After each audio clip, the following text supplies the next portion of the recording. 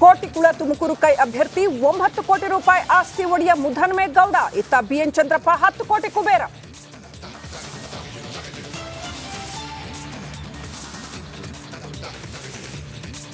ಕಾಂಗ್ರೆಸ್ ವಿರುದ್ಧ ಮುಗಿಬಿದ್ದ ಕುಮಾರಸ್ವಾಮಿ, ಗ್ಯಾರಂಟಿ ಬಿಟ್ರೆ ನಯಾ ಪೈಸೆ ಅಭಿವೃದ್ಧಿ ಇಲ್ಲ, ಜನರ ತಲೆ ಮೇಲೆ 52,000 ಕೋಟಿ ಹೊರೆ ಎಂದ ದಳಪತಿ.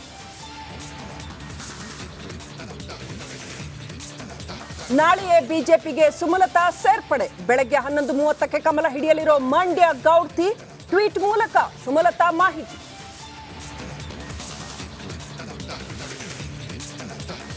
ಹಾಸನದಲ್ಲಿ ಜೆಡಿಎಸ್ ಬಿಜೆಪಿ ಸಮನ್ವಯ ಸಭೆ, ನಾಮಪತ್ರಕ್ಕೂ ಕಾಯಿರು, ದೋಸ್ತಿ ಸಭೆಗೂ ಪ್ರೀತಂ ಚಕ್ಕರ್. ಇದೀಗ ಬೆಂಬಲಿಗರ ಮನವೊಲಿಸಲು ದಳ ಕಸರತ್ತು.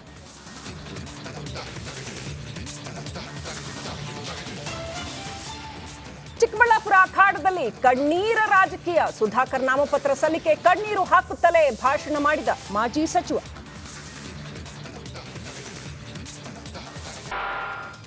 ಹಾಗಾದ್ರೆ ನಿನ್ನೆ ಸುಮಾರು ಇಷ್ಟೊತ್ತಿಗೆ ಬ್ರೇಕಿಂಗ್ ನ್ಯೂಸ್ ಬಂತು. ಆ ನಂತರದಲ್ಲಿ ಏನೇನು ನಡೆಯಿತು, ಹೇಗೆ ಈ ಮಗುವನ್ನ ಸಂರಕ್ಷಣೆ ಮಾಡಲಾಯಿತು, ಒಂದು ಬೃಹತ್ ಕಾರ್ಯಾಚರಣೆ ನಡೆಯಿತು. ಜಿಲ್ಲಾಡಳಿತ, NDRF, SDRF ಎಲ್ಲರೂ ಇದ್ರು. ಹೇಗಿತ್ತು ಆ ಇಡೀ ಕಾರ್ಯಾಚರಣೆ, ಮಗು ಹೇಗೆ ಬದುಕು ಬಂತು ನೋಡಿ.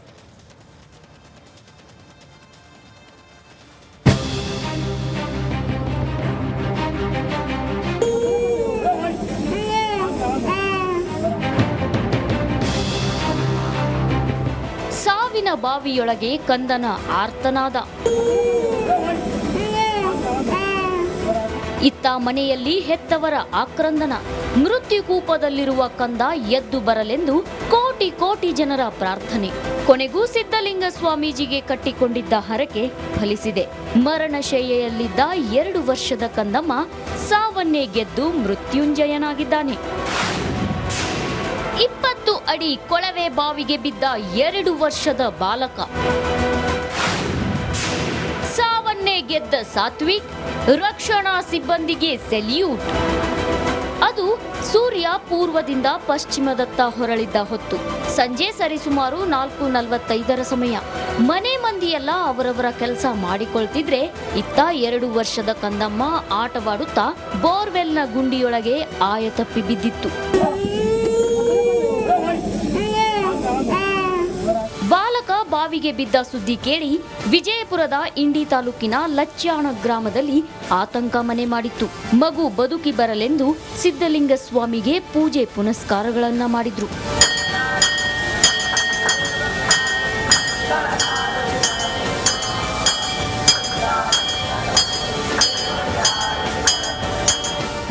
ಕೊನೆಗೂ ಲಕ್ಷಾಂತರ ಜನರ ಪ್ರಾರ್ಥನೆ ಫಲಿಸಿದೆ.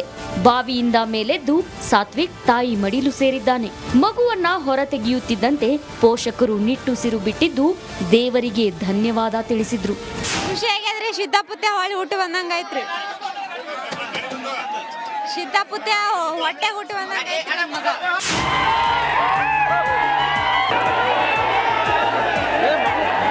ಸತತ 20 ಗಂಟೆ NDRF, SDRF ಸಿಬ್ಬಂದಿ ಕಾರ್ಯಾಚರಣೆ ನಡೆಸಿ ಸಾತ್ವಿಕ್ನನ್ನ ರಕ್ಷಿಸಿದ್ದಾರೆ.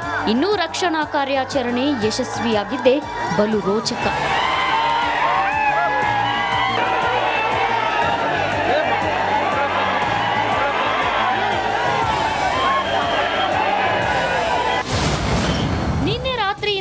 NDRF, SDRF, ಅಗ್ನಿಶಾಮಕ ಸಿಬ್ಬಂದಿ ನಿರಂತರವಾಗಿ ಕಾರ್ಯಾಚರಣೆ ನಡೆಸಿದ್ದಾರೆ.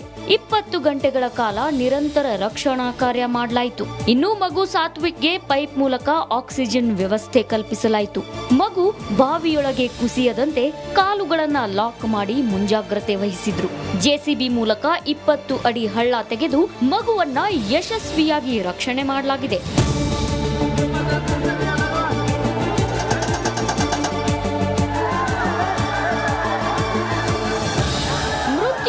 ಜಯಿಸಿ ಬಂದ ಸಾತ್ವಿಕ್ಗೆ ಸಣ್ಣ ಪುಟ್ಟ ጋಯಗಳಾಗಿದ್ದು ವಿಜಯಪುರದ ಇಂಡಿ ತಾಲೂಕು ಆಸ್ಪತ್ರೆಯಲ್ಲಿ ಚಿಕಿತ್ಸೆ ನೀಡಿ ಜಿಲ್ಲಾಸ್ಪತ್ರೆಗೆ ಶಿಫ್ಟ್ ಮಾಡಲಾಗಿದೆ.